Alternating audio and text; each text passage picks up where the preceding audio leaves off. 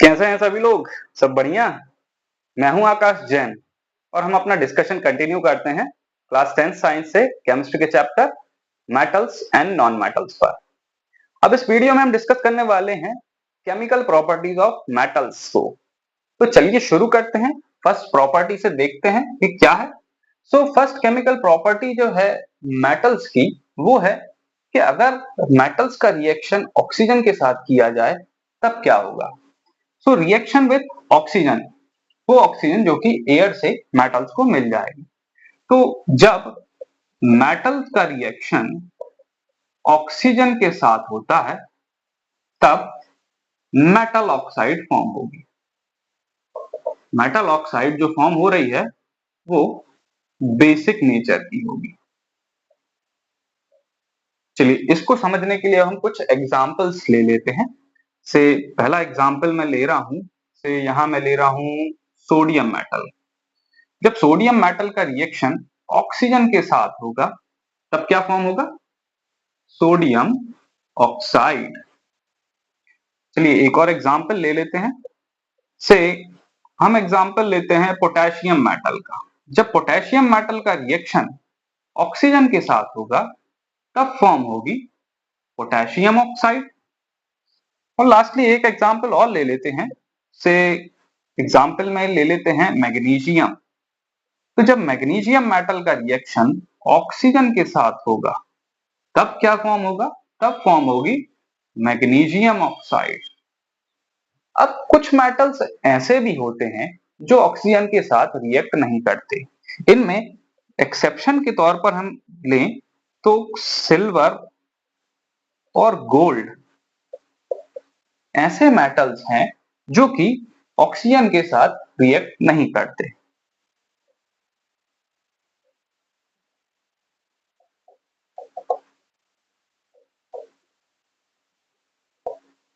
इसलिए सिल्वर और गोल्ड को नोबल मेटल कहा जाता है। अब हम डिस्कस करते हैं second chemical property of metals की, जो कि है रिएक्शन विद वाटर। तो कुछ मेटल्स ऐसे होते हैं जो वाटर के साथ रिएक्ट करते हैं और हाइड्रोजन गैस रिलीज करते हैं। एग्जाम्पल के लिए मैं लिख रहा हूं कि जब मेटल का रिएक्शन वाटर के साथ होता है तब ये फॉर्म करते हैं मेटल हाइड्रोक्साइड और हाइड्रोजन गैस रिलीज होती है। इसके लिए एग्जाम्पल लेते हैं। सपोज मैं एग्जाम्पल के लिए ले रहा हूं कैल्शियम का। तो जब कैल्शियम का रिएक्शन वाटर के साथ होता है तब फॉर्म होती है कैल्शियम हाइड्रोक्साइड और हाइड्रोजन गैस रिलीज होती है। एक और एग्जाम्पल लेते हैं। से एग्जाम्पल लेते हैं हम सोडियम मेटल का, जिसका रिएक्शन जब वाटर के साथ किया जाता है तब फॉर्म होती है सोडियम हाइड्रोक्साइड और हाइड्रोजन गैस इवॉल्व होती है। अब कुछ मेटल्स ऐसे हैं जो वाटर से रिएक्ट नहीं करते लेकिन स्टीम से रिएक्ट करते हैं, जैसे कि मेटल्स लाइक एल्यूमिनियम, जिंक और आयरन, ये स्टीम से रिएक्ट करते हैं। तो आइए बात करते हैं कि कौन से ऐसे मेटल्स हैं इनका रिएक्शन जब स्टीम से होता है तब क्या फॉर्म होगा। तो जब मेटल का रिएक्शन स्टीम से होता है तब फॉर्म होती है मेटल ऑक्साइड और हाइड्रोजन गैस इवॉल्व होती है। इसमें बात करते हैं कि जो मेटल्स होते हैं लाइक एल्यूमिनियम, जिंक और आयरन, ये ऐसे मेटल्स हैं जो स्टीम से रिएक्ट करते हैं। तो इनके एग्जाम्पल देखते हैं कि जब इनका रिएक्शन होता है तब क्या होता है। हम एग्जाम्पल लेते हैं एल्यूमिनियम का। जब इसका रिएक्शन स्टीम के साथ किया जाता है तब क्या फॉर्म होगा? तब फॉर्म होगी एल्यूमिनियम ऑक्साइड और हाइड्रोजन गैस जो है वो रिलीज होगी। एक और एग्जाम्पल ले लेते हैं आयरन का। आयरन का रिएक्शन जब स्टीम के साथ होगा तब फॉर्म होगी आयरन ऑक्साइड और हाइड्रोजन गैस जो है वो इवॉल्व होगी। अब कुछ मेटल्स ऐसे भी होते हैं जो ना तो वाटर से ही रिएक्ट करते हैं ना ही स्टीम से रिएक्ट करते हैं। ऐसे मेटल्स जैसे कि मैं यहाँ उनके नाम लिख रहा हूं, metals like lead, copper, silver and gold. ये कुछ ऐसे मेटल्स हैं जो ना तो वाटर से रिएक्ट करते हैं ना ही स्टीम से। They neither react with water nor with steam।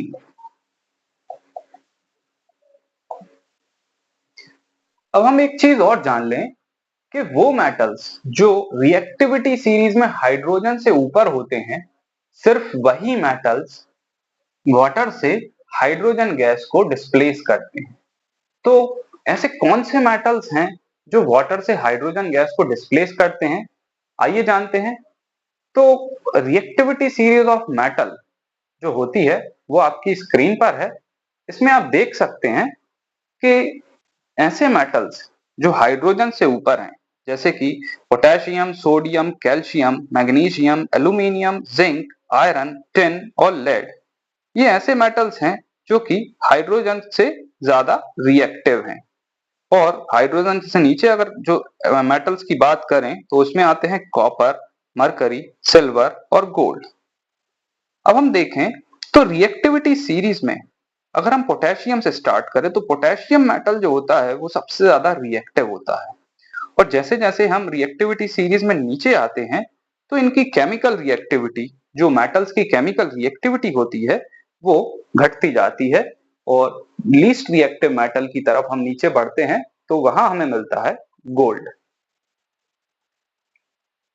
अब हम डिस्कस करते हैं third chemical property of metal को, जो कि है रिएक्शन विद डाइल्यूट एसिड। तो जब मेटल्स का रिएक्शन डाइल्यूट एसिड्स के साथ किया जाता है तब क्या होता है।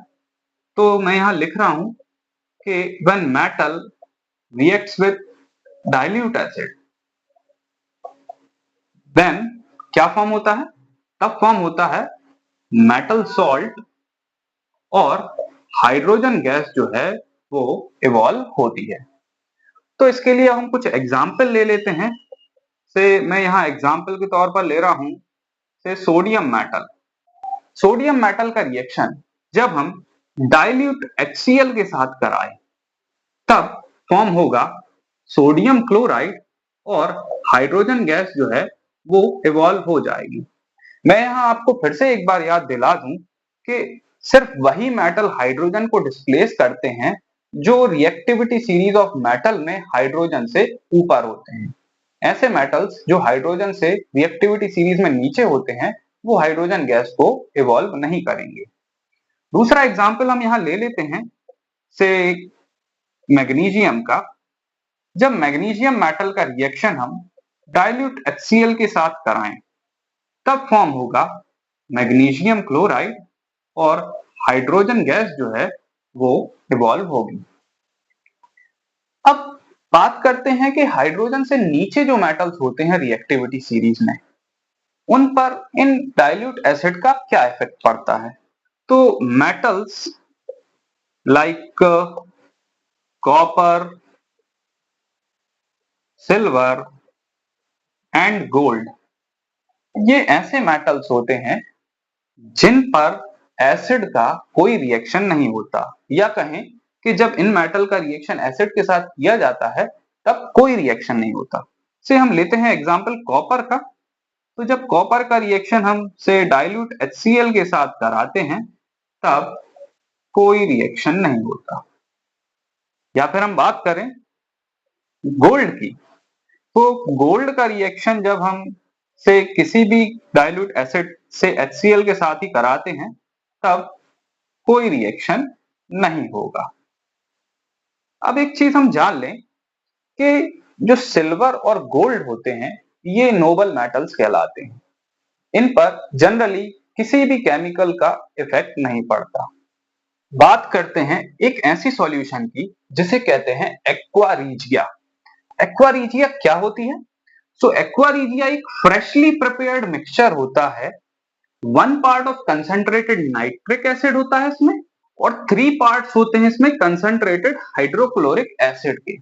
तो अगर हम देखें इसमें जो रेशियो होगा nitric acid to the hydrochloric acid ये हो जाएगा 1:3 का।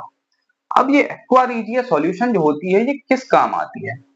तो एक्वा सॉल्यूशन जो होती है ये जैसे कि मेटल्स सिल्वर, गोल्ड और प्लैटिनम होते हैं, इनको डिसॉल्व करने के लिए यूज में ली जाती है। तो हम यहां लिख देते हैं कि this solution can dissolve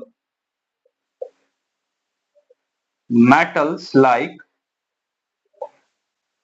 silver, gold and platinum। ये तीन मेटल्स जो कि नोबल मेटल्स कहलाते हैं, जिन पर लगभग किसी भी केमिकल का असर नहीं होता, उनको डिसॉल्व करने के लिए हम एक्वा रीजिया सॉल्यूशन यूज करते हैं। अगली प्रॉपर्टी पर आते हैं जो कि है रिएक्शन विद सॉल्ट सॉल्यूशन। तो जब किसी एक मेटल का किसी दूसरे मेटल के सॉल्ट सॉल्यूशन के साथ रिएक्शन होता है तब क्या होगा? तो यहां हम देखते हैं, हम बात करते हैं यहाँ दो मेटल्स की। हम ले लेते हैं मेटल ए और इसका रिएक्शन जब हम कराते हैं salt solution of metal B के साथ, तब salt solution of metal A form होगी और मेटल बी जो है वो उस सॉल्यूशन से डिस्प्लेस हो जाएगा। यहां याद रखने वाली बात यह है कि जो ज्यादा रिएक्टिव मेटल होगा वो कम रिएक्टिव मेटल को उसकी सॉल्ट सॉल्यूशन से डिस्प्लेस करेगा। तो इसके लिए आपको रिएक्टिविटी सीरीज याद होना बहुत जरूरी है। तो हम यहाँ एग्जांपल के लिए लेते हैं से जिंक मेटल को जब हम कॉपर सल्फेट सॉल्यूशन में डिप करते हैं तब क्या होगा? तब जिंक सल्फेट फॉर्म होगा और कॉपर मेटल जो है वो डिस्प्लेस हो जाएगा उसकी सॉल्ट सॉल्यूशन से। दूसरा एग्जांपल हम लेते हैं से जब हम सिल्वर मेटल का रिएक्शन या सिल्वर मेटल को हम कॉपर सल्फेट सॉल्यूशन में डालेंगे तब क्या होगा? तो हमें पता है कि सिल्वर जो है वो कॉपर से लीस्ट रिएक्टिव है, तो यहां पर कोई रिएक्शन नहीं होगा। हाँ, वहीं अगर हम बात करें कि कॉपर को अगर हम सिल्वर नाइट्रेट सॉल्यूशन में डालते हैं तब क्या होगा? तब रिएक्शन होगा और फॉर्म होगा कॉपर नाइट्रेट सॉल्यूशन और सिल्वर जो है वो उसकी सॉल्यूशन से सॉल्ट सॉल्यूशन से डिस्प्लेस हो जाएगा। तो यहाँ पे जो इंपॉर्टेंट पॉइंट याद रखने वाला है वो मैं यहाँ लिख दे रहा हूं नोट के फॉर्म में कि मोर रिएक्टिव मेटल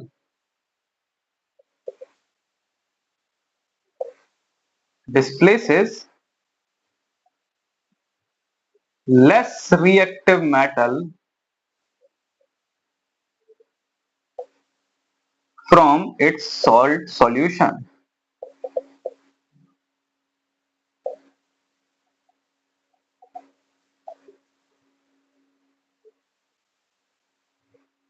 आगे चलते हैं और डिस्कस करते हैं next chemical property of metal को, जो कि है रिएक्शन विद क्लोरीन। तो जब मेटल्स का रिएक्शन क्लोरीन के साथ किया जाता है तब क्या होता है? तो जब मेटल का रिएक्शन क्लोरीन से किया जाता है तब फॉर्म होती हैं आयोनिक क्लोराइड्स। इसके लिए हम एग्जांपल लेते हैं से सोडियम मेटल का रिएक्शन जब क्लोरीन के साथ होता है तब फॉर्म होगी सोडियम क्लोराइड, जो कि एक आयनिक क्लोराइड है। दूसरा एग्जांपल हम ले लेते हैं से जिंक मेटल का, जब जिंक मेटल का रिएक्शन क्लोरीन के साथ होता है तब फॉर्म होती है जिंक क्लोराइड। और एक और एग्जांपल हम ले लेते हैं से कॉपर का, तो जब कॉपर का रिएक्शन क्लोरीन के साथ होता है तब फॉर्म होती है कॉपर क्लोराइड।